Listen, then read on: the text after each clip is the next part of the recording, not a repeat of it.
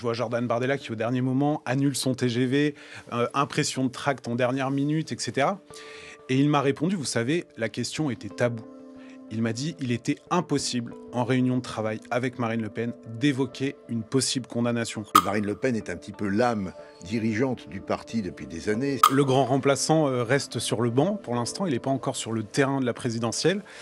Finalement, il a été candidat putatif 24 heures à peine. Je pense que vraiment c'est une décision historique parce qu'on voit bien qu'on est dans un processus réel de normalisation, c'est-à-dire d'encadrement juridique de la vie politique et donc de professionnalisation, mais de professionnalisation réglementée de la vie politique, ce qui n'était pas le cas avant. Vous avez une forme de, je dirais, de décadence ou de déclin de la classe politique aussi, mais en même temps c'est un bon signe.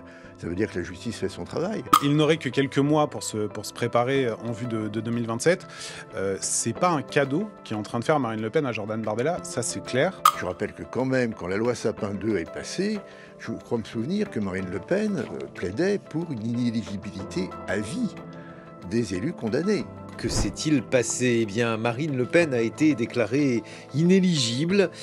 Et depuis lors, elle mobilise ses soutiens contre ce qu'elle appelle une ingérence des magistrats dans l'élection présidentielle. Elle a lancé, donc, explique Le Monde, une guérilla médiatique qui a pour effet, dit toujours Le Monde, de détourner les regards du fond du dossier. Et on a également appris qu'elle aurait droit à un procès en appel au printemps 2026. Bonjour Luc Rouban. Bonjour. Vous êtes politiste, vous avez beaucoup étudié notamment le vote pour le Rassemblement national. Qu'est-ce que ça change, cet appel au printemps 2026 ? Sur le fond, ça ne change pas grand-chose. À la limite, ça peut aggraver la situation.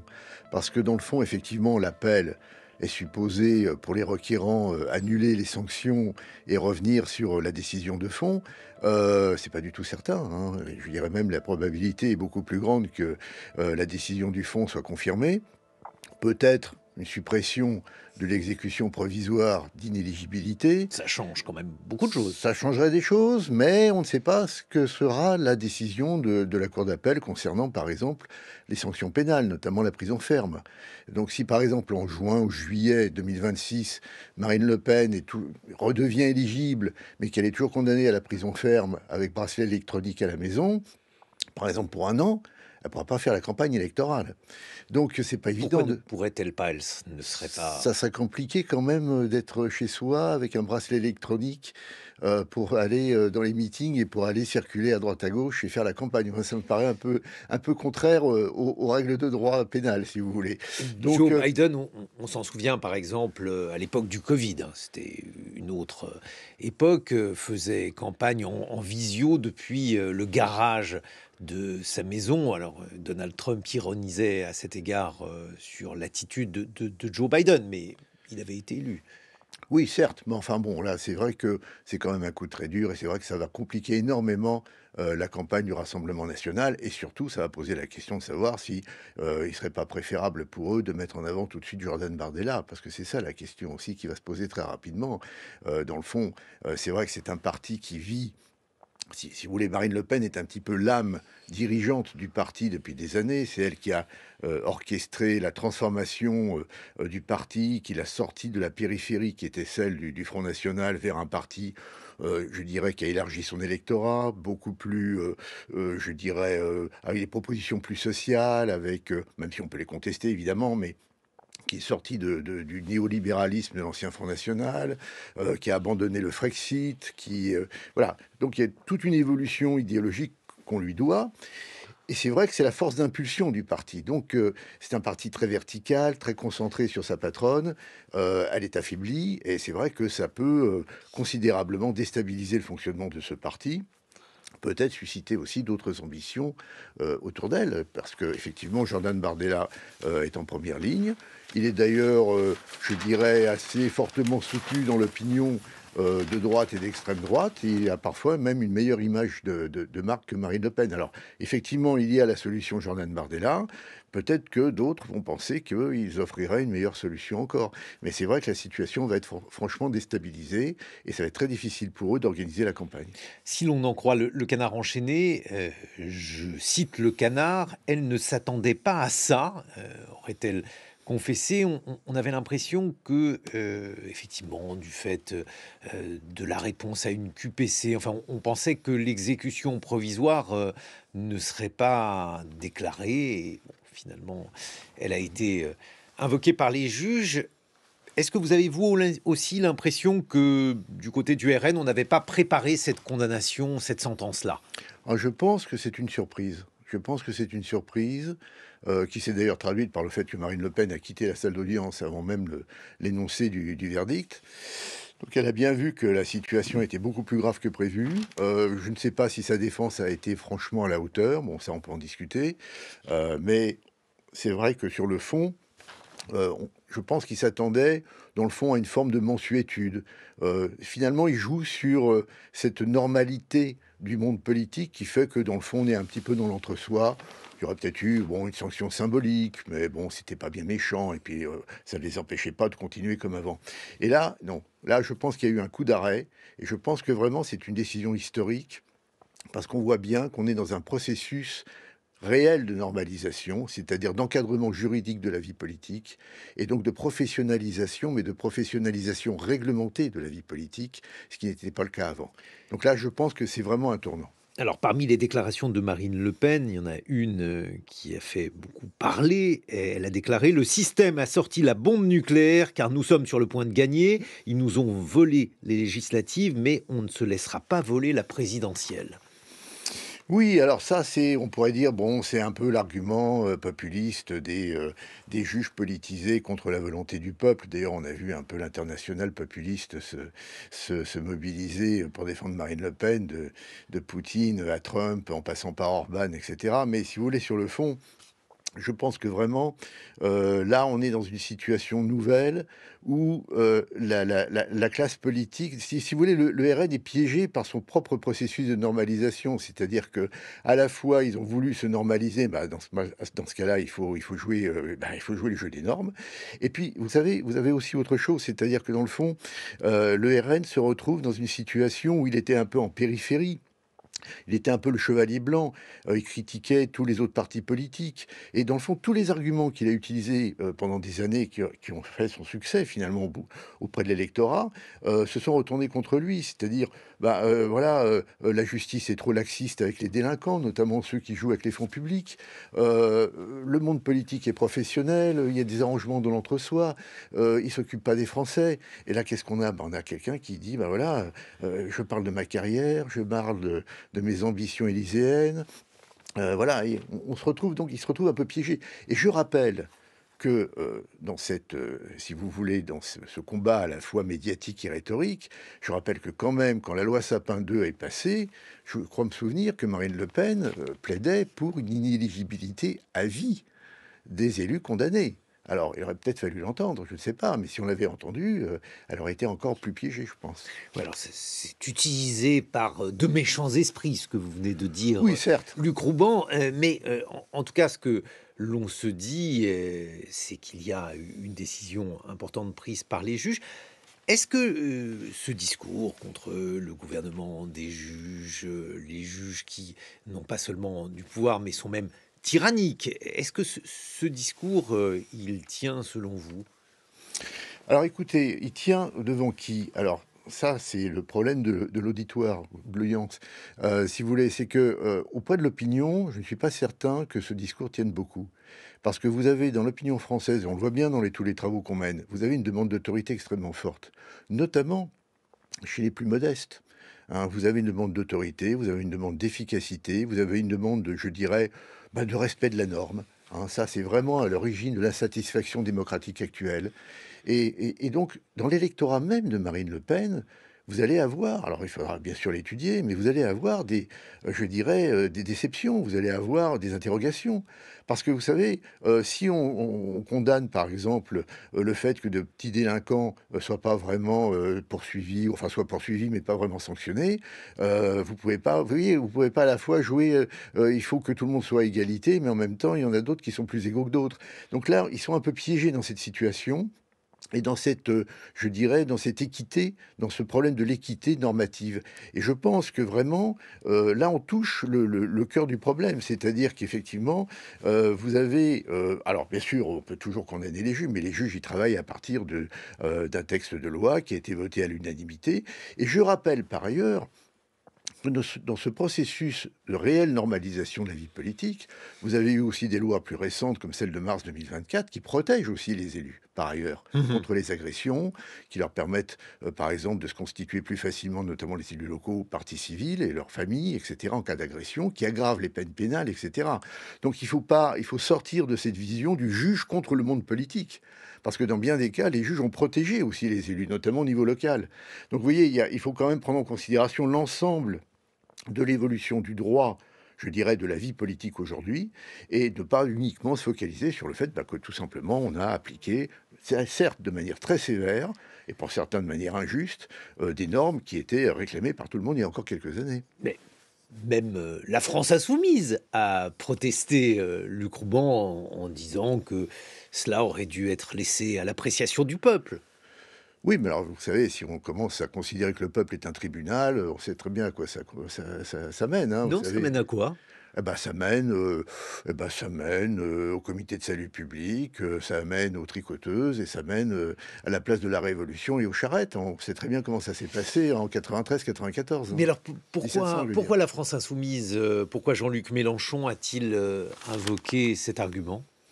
Ah bah, de toute façon, si vous voulez, ça fait partie, d'un argumentaire de critique de la démocratie représentative, d'une volonté de mettre en avant une démocratie directe à tous les niveaux et bien sûr d'une forme de populisme de gauche qui consiste à donner tout le pouvoir au peuple en toutes circonstances, sur tous les sujets. Donc ça, c'est un peu on retrouve évidemment toutes cette racines dans ce fil intellectuel dans, par exemple, une partie du mouvement des gilets jaunes, sur le référendum d'initiative citoyenne, sur le contrôle permanent du peuple sur toute activité politique. Par exemple, la révocation des élus, c'est quelque chose que la France insoumise a toujours réclamé. Donc effectivement, vous avez une mise en cause de la démocratie représentative. Mais ça, c'est une position idéologique qui est la leur, qui est forte, qui peut se défendre. Mais c'est vrai que ça permet aussi de cacher un fait important, enfin je veux dire, je dirais une conception de la démocratie représentative qui, dans le fond, cette démocratie a toujours été limitée. Hein, elle a toujours été limitée juridiquement. Je reviens sur l'histoire. Effectivement, on va nous dire, mais c'est scandaleux. C'est au peuple de décider de qui va être candidat. Mais en fait, l'électeur choisit entre des candidats, mais l'électeur ne choisit jamais le candidat. Hein, je rappelle que, par exemple, pour l'élection présidentielle, pour candidater, il faut avoir 500 signatures. Et il y a beaucoup de petits candidats qui n'arrivent pas à avoir, et pas si petits que ça, qui sont soutenus par une partie importante de la population, qui n'arrivent pas à avoir leurs 500 signatures et qui ne peuvent pas se présenter. Bon, et c'est aussi, la démocratie représentative, elle est aussi limitée sur le plan sociologique. C'est-à-dire qu'au-delà du droit, on sait très bien que dans le phénomène, enfin dans le mécanisme de la représentation, vous avez en fait des mandants d'un côté et des mandataires en quelque sorte entre guillemets sociaux, hein, je reprends le droit Mhm. privé, mais ces mandataires doivent plus ou moins appartenir à l'élite, parce qu'on sait bien qu'il y a un transfert de compétences, c'est-à-dire il y a une délégation de compétences pour traiter des affaires économiques, internationales, de sujets complexes, et que là il faut des gens compétents, sérieux, plus ou moins experts, et qui pendant très longtemps ont fait partie de la notabilité. Hein, donc, vous voyez, la démocratie représentative, ça n'a jamais été une démocratie absolue, elle a toujours été encadrée par le droit.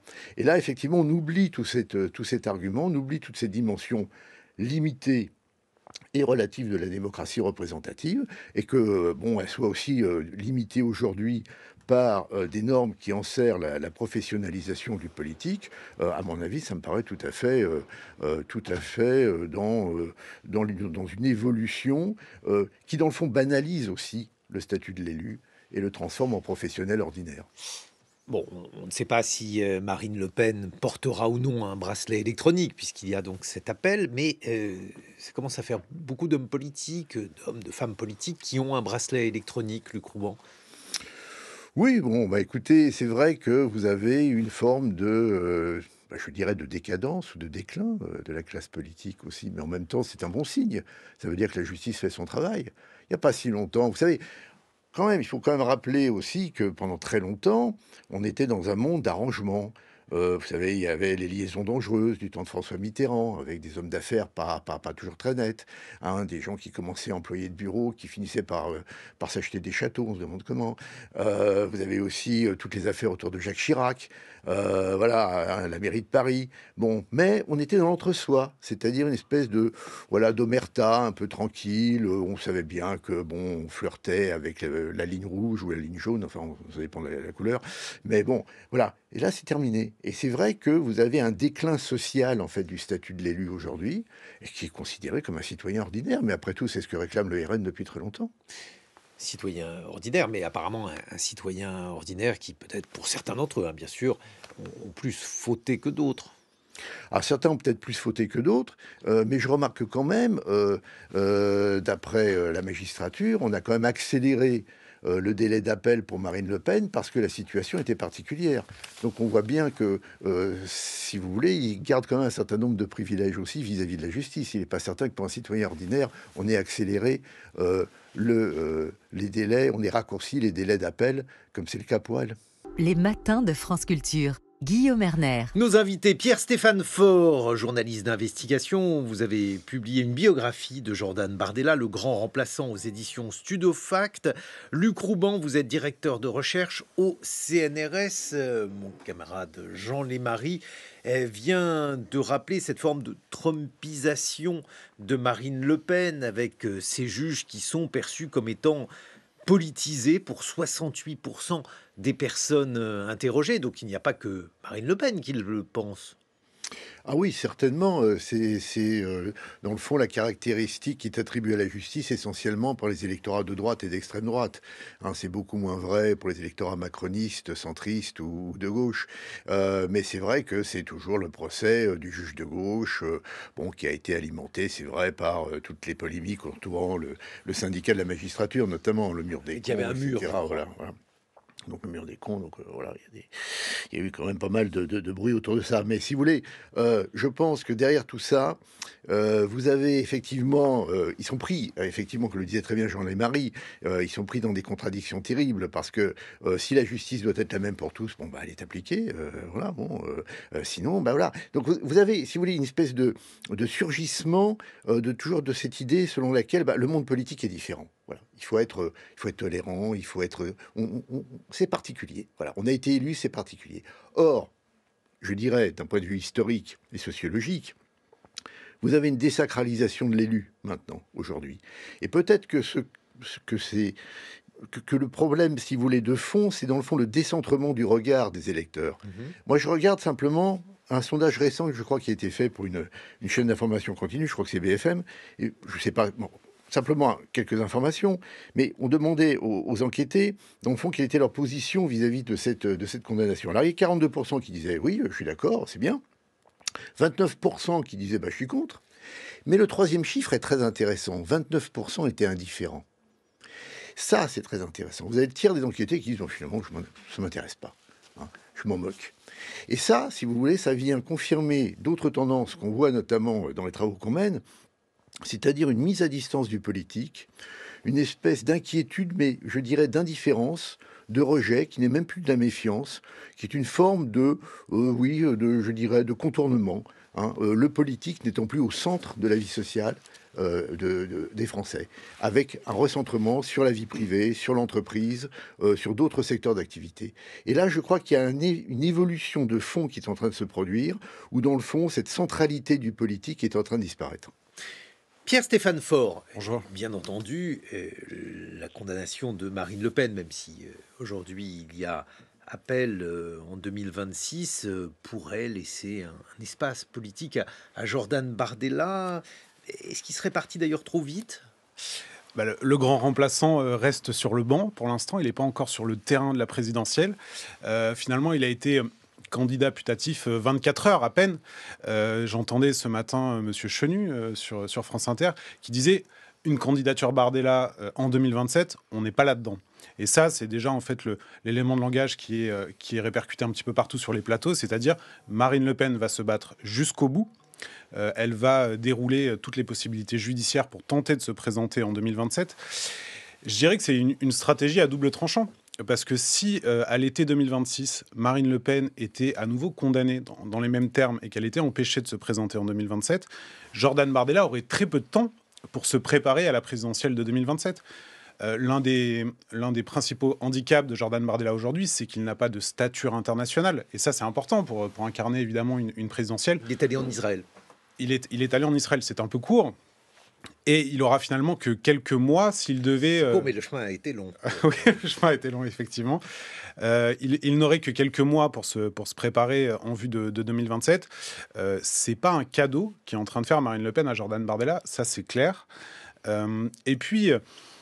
Pourquoi fait-elle cela? Parce qu'elle pense qu'elle va trouver une solution, parce qu'elle ne veut pas bien que sa place, celle qu'elle convoitait, soit occupée d'ores et déjà par Jordan Bardella? Il est bien difficile de passer la main, manifestement, du côté de Marine Le Pen, même si elle a tout fait pour mettre en orbite Jordan Bardella, pour en faire son plan B. Aujourd'hui, elle n'est pas du tout prête à laisser la place, c'est clair. Parce que c'était déjà le but, dès qu'elle a su qu'elle aurait ce procès, on a pu dire qu'elle savait qu'elle risquait d'être condamnée et qu'il fallait donc... Bien sûr. L'instruction a duré 10 ans dans l'affaire des assistants au Parlement européen. Elle a eu le temps de faire monter un dauphin. Elle en avait besoin. Et puis, il y avait d'autres affaires aussi au Rassemblement national ou au Front national. Donc, elle avait besoin d'un dauphin. Lesquelles? Je pense notamment au financement des kits de campagne, voilà, dans lequel le parti a été condamné. Elle avait besoin de faire monter un dauphin, un plan B. Mais manifestement, elle veut pas passer la main pour l'instant. Je discutais lundi soir avec un cadre du Rassemblement national. J'étais extrêmement surpris par en fait l'amateurisme, ou en tout cas l'improvisation suite à la condamnation de Marine Le Pen. Comme si personne au Rassemblement national n'avait anticipé cette condamnation. Pourtant, les journalistes, dont moi, l'interrogent depuis plus de 2 ans déjà sur cette question. C'est ce que semble dire le Canard enchaîné, qu'elle n'était pas... Et ce cadre frontiste... je lui dis, mais vous étiez pas préparé. Enfin, je vois Jordan Bardella qui, au dernier moment, annule son TGV, impression de tract en dernière minute, etc. Et il m'a répondu, vous savez, la question était taboue. Il m'a dit, il était impossible, en réunion de travail avec Marine Le Pen, d'évoquer une possible condamnation. Donc, en fait, il y a quand même eu un déni massif dans ce parti et chez Marine Le Pen. Jean-Lémy Marie. Et là, ce tabou est tombé. Si je peux compléter ce que vous disiez, il est tombé, et ça veut dire très concrètement que le Rassemblement national, dans les prochains mois, au moins jusqu'au procès en appel, va devoir vivre avec ces 2 scénarios. Le scénario d'une candidature de Marine Le Pen, si elle était finalement relaxée, je dis bien si, et évidemment tout de même le scénario d'une candidature du plan B comme Bardella. Comment le parti peut-il traverser une période avec 2 candidats putatifs? La candidate naturelle, déjà 3 fois candidate, qui se prépare depuis des années, et celui qui attend son heure. Ça va être une question et un grand facteur de déstabilisation à l'intérieur même du Rassemblement national. Luc Auban. Ah oui, absolument. C'est-à-dire qu'en fait, le processus de normalisation du parti impliquerait logiquement à terme une délopénisation du parti. C'est-à-dire qu'on tourne définitivement la page sur la famille Le Pen. Après la disparition du père fondateur, on aurait la disparition politique, je dirais, de sa leader centrale. Mais c'est vrai que cette personnalisation très forte au sommet, qui a été un atout pour eux, peut devenir maintenant un handicap. Et peut-être que certains dans son entourage vont commencer à considérer que, dans le fond, on est passé d'un avantage, effectivement, à que Marine Le Pen est devenue un inconvénient et un problème, plus qu'une solution. Et là, effectivement, les choses peuvent se retourner. D'autant plus que la stratégie de normalisation, de dédiabolisation dont vous parliez, l'embourgeoisement, si j'ose dire, à l'Assemblée nationale, la stratégie de la cravate, elle est en train de voler en éclats. Et la ligne du RN, elle est brouillée désormais depuis 24-48 heures. Par la dédiabolisation, puis par la rediabolisation. Bah oui, on voit bien les discours anti-système, presque factieux, qui se sont tenus hier à l'Assemblée nationale de la part de certains députés RN. Le but de la stratégie de normalisation, c'était d'essayer de conquérir des électeurs républicains qui votent plutôt à droite pour faire 51% un second tour de présidentiel. Là, cette stratégie, clairement, elle est remise en cause. Pourtant, alors, ça vaut ce que ça vaut, mais les premiers sondages qui ont été faits sur Jordan Bardella au premier tour de la présidentielle donnent des scores sensiblement équivalents à ceux de Marine Le Pen. toute façon, aujourd'hui, au Rassemblement national, qui a le costume, un petit peu la carrure présidentielle, à part Jordan Bardella, personne. Enfin, je suis désolé de le dire, mais je pense qu'une candidature de Sébastien Chenu ou de Jean-Philippe Tanguy aurait du mal à dépasser les 5 ou 10%, clairement. Donc oui, Jordan Bardella est populaire. Il avait été élu avec 85% des voix président du parti. Il est très populaire chez les militants. Pas sûr qu'il soit en mesure de faire 51% à 31 ans en 2027. Alors, je ne vais pas vous demander des réflexions sur l'âge du capitaine Luc Rouban, mais néanmoins, Jordan Bardella, aujourd'hui, s'est exprimé avec des expressions très cadrées à chaque fois. Et on l'a entendu en interview, on l'a entendu en débat. Il était peut-être moins convaincant en débat qu'en interview. Qu'est-ce que vous en pensez ? Alors ça, c'est un des grands problèmes du Rassemblement national, je dirais, quel que soit le candidat. C'est-à-dire que pour gagner une élection présidentielle, parce qu'en fait c'est ça le fond de l'affaire, il faut être capable effectivement de tenir le choc d'un débat qui est de plus en plus technique, de plus en plus spécialisé. Et on a vu comment Marine Le Pen s'était quand même, je dirais, très affaiblie, s'est trouvée très affaiblie face à Emmanuel Macron au débat du second tour en 2017 comme en 2022. Et le problème de fond, c'est pas tellement l'âge du capitaine, c'est, je dirais, son savoir-faire et sa capacité à s'imposer comme un homme d'État. Parce que la situation politique aujourd'hui est celle quand même de conflits, d'un éventuel retour de la guerre. On a le retour de la guerre en Ukraine, évidemment. On a des tensions géopolitiques nouvelles qui nous ramènent un peu au début du XXe siècle, voire au XIXe siècle. Donc, on a une attente d'hommes d'État, notamment dans l'électorat, ou de femmes d'État. Et si vous voulez, ça implique une certaine compétence, une certaine expertise. Et c'est là où le Rassemblement national est faible. Parce que si vous voulez, vous avez des candidats ou des candidats putatifs qui n'ont pas les ressources sociales nécessaires pour s'imposer dans un débat au niveau national, c'est-à-dire des ressources qu'on va trouver du côté du patronat, des élites économiques, des élites culturelles. Ils sont quand même très isolés et sont donc très faibles par rapport à des partis comme les Républicains ou le Parti Socialiste, voilà, et d'autres partis, si vous voulez. Hein. Et donc ça, c'est quand même le cœur de l'affaire, c'est que finalement, on élit quand même un roi, hein, ou une reine. Hein, on n'élit pas simplement un gestionnaire ou je dirais un intervenant dans un colloque. Pierre-Stéphane Faure, vous en pensez quoi, puisque donc vous avez écrit une biographie de Jordan Bardella, le grand remplaçant, aux éditions Studio Fact. Bon, comment s'est-il préparé jusqu'ici? Quelles sont ses compétences? En matière internationale, j'observe que du côté du RN, quand on a des amis pareils, on n'a pas besoin d'ennemis. Parce que les soutiens viennent de M. Bolsonaro, M. Poutine, M. Orban. Voilà qui me paraît être un cadeau empoisonné. Bon, vous pouvez rajouter Milei, mais tous ces gens-là ont été élus. Alors, pas tous réélus, mais d'autres d'ailleurs ont contourné les élections. Mais oui, ils ont été élus, mais en fait, ils incarnent quand même une internationale illibérale, c'est évident. On voit bien, d'ailleurs, Marine Le Pen qui convoque la mémoire d'Alexeï Navalny en Russie. Pardon, mais bon, je veux dire, toute sa carrière, Marine Le Pen a été pro-russe. Elle a reçu encore le soutien de Vladimir Poutine. C'est quand même une insulte à la mémoire d'Alexeï Navalny et au courage qu'il a pu avoir pour s'opposer à Vladimir Poutine. Bref, en tout cas, en vue de 2027, pour rebondir sur vos propos, Monsieur Rouban, effectivement, je pense que 2027 va sans doute se jouer sur des questions internationales, dans un contexte de guerre potentielle en Europe. Et pour vous répondre, est-ce que Jordan Bardella a les épaules pour rassurer le peuple français quant à ses capacités à gérer des relations internationales tendues et difficiles? C'est pas sûr, c'est ce que je vous disais en début d'émission. Il a besoin de se construire une stature internationale et pour l'instant, j'ai l'impression que Marine Le Pen ne lui en laissera pas l'occasion, à moins d'être condamnée à nouveau en appel.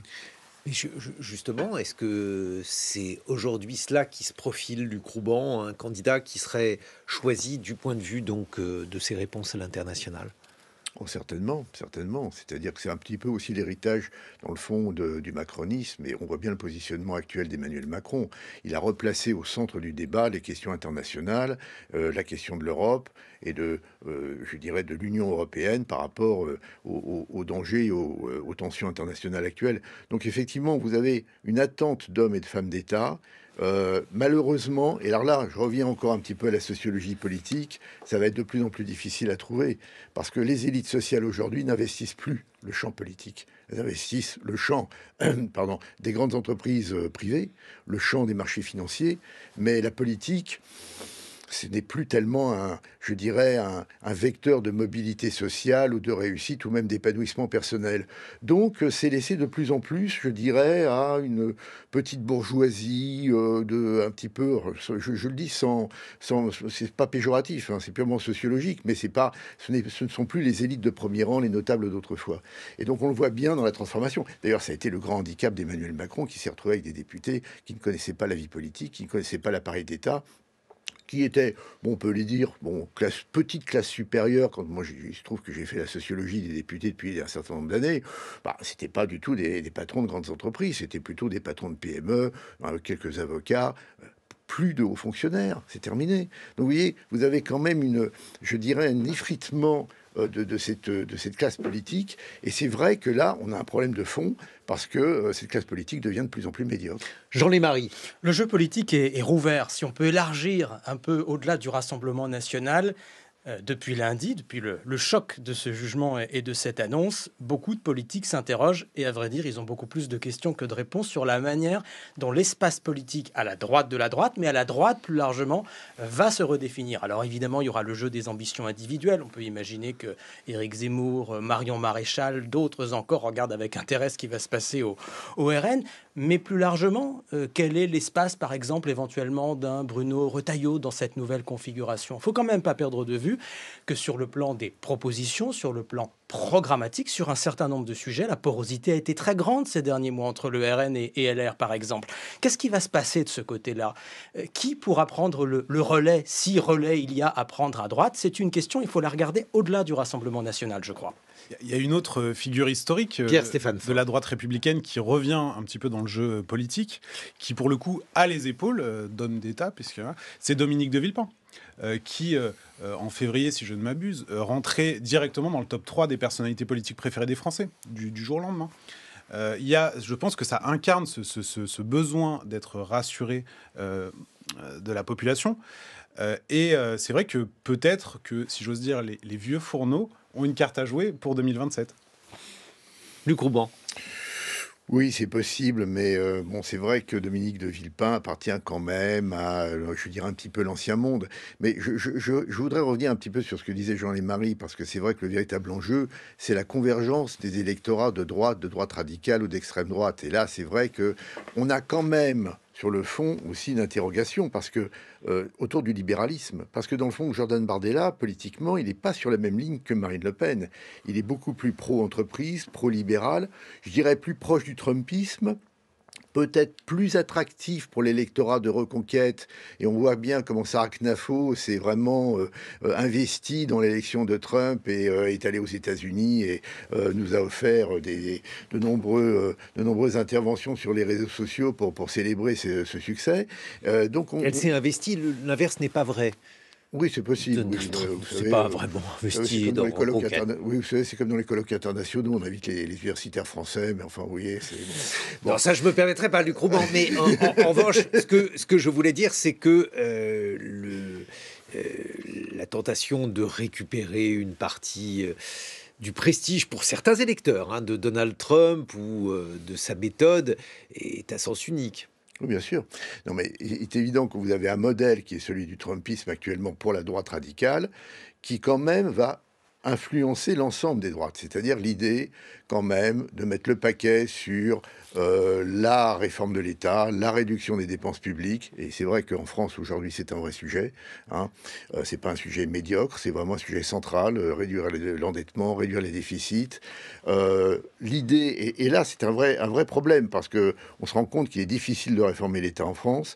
Vous avez, si vous voulez, vous allez avoir une onde de choc qui traverse quand même un certain nombre d'électorats jusqu'au centrisme et même une partie de la gauche, qui consiste à regarder le politique d'une autre manière, à le relativiser. Et donc là, il y a quelque chose qui se joue. Donc effectivement, il y a à la fois les éléments, je dirais, purement tactiques de convergence des électorats de droite, mais il y a aussi derrière une transformation des structures de représentation de l'électorat qui, dans le fond, peut à la fois chercher des hommes d'État, de bons gestionnaires, et là, vous allez avoir des rôles qui vont se définir, il va falloir les investir, ces rôles. Il va falloir trouver les bons acteurs pour investir ces rôles. Et c'est vrai que pour l'instant, on n'en a pas beaucoup.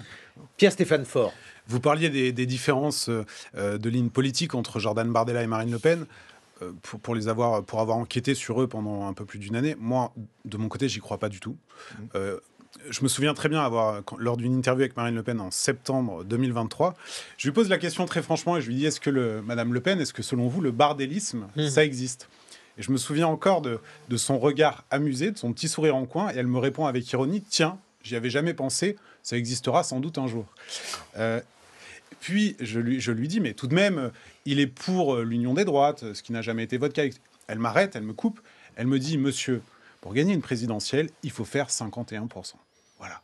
Donc pour moi, les différences idéologiques entre Jordan Bardella et Marine Le Pen, c'est de la cosmétique, c'est de la com pour essayer d'élargir l'assiette électorale du Rassemblement national en vue d'un second tour de présidentielle. Mais pourtant, si mes souvenirs sont bons, Pierre-Stéphane Faure, dans Le Grand Remplaçant, autrement dit dans la biographie que vous lui avez consacrée à Jordan Bardella, et vous montrez qu'il a des racines intellectuelles, idéologiques, différentes de celles de Marine Le Pen. Alors, Marine Le Pen, c'est d'abord la fille de son père, mais lui était avant tout un identitaire au sein du RN.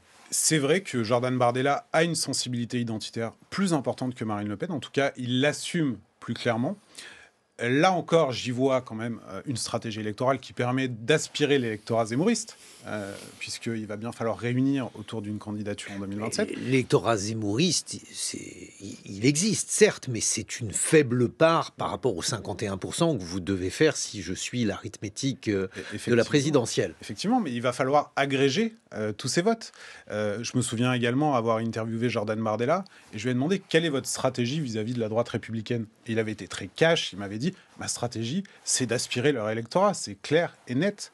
Donc, pour arriver à 51%, il faut réunir les identitaires de chez Zemmour, une partie de l'électorat classique, disons républicain, âgé, qui se mobilise toujours pour les élections, et puis la base du Rassemblement national, sur un discours un petit peu plus social que tient Marine Le Pen. Donc, pour moi, il y a une répartition des rôles politiques qui est évidente entre Marine Le Pen et Jordan Bardella. Mais pour terminer, oui, Jordan Bardella a une sensibilité identitaire nettement plus développée que Marine Le Pen. Oui. Un dernier mot, Luc Rouban, à cet égard, s'il y a donc un bardélisme ou un bardélisme qui pourrait se dégager. Bon, écoutez, je pense que les réactions de Marine Le Pen sont très significatives, c'est-à-dire qu'apparemment, tout procède de cette immaculée conception du Rassemblement national qui est produite par Marine Le Pen, mais c'est vrai qu'elle est quand même très affaiblie et que dans une compétition électorale comme celle de l'élection présidentielle, quand même la condamnation est quand même un coup très dur pour l'image de marque du parti, parce que c'est vrai que notamment pour les milieux économiques, pour les milieux financiers, s'associer à des gens qui sont condamnés au pénal, c'est quand même difficile. Et si on n'a pas ce soutien, eh ben, à mon avis, ça devient très très difficile de mobiliser les classes moyennes et les classes supérieures qui vont aller voir du côté plutôt des Républicains. Un dernier mot, Pierre-Stéphane Faure. Effectivement, quand bien même en appel, l'inéligibilité ne serait plus immédiate, Marine Le Pen resterait sans doute condamné au pénal, puisqu'on a vu quand même le dossier. Le dossier, il est accablant pour Marine Le Pen. Et une condamnation à 2, 3, 4 années de prison au pénal, pour un candidat à la présidentielle, ça risque d'être un sacré fardeau. Oui. Votre biographie de Jordan Bardella, Pierre-Stéphane Faure, Le Grand Remplaçant, c'est aux éditions Studio Fact.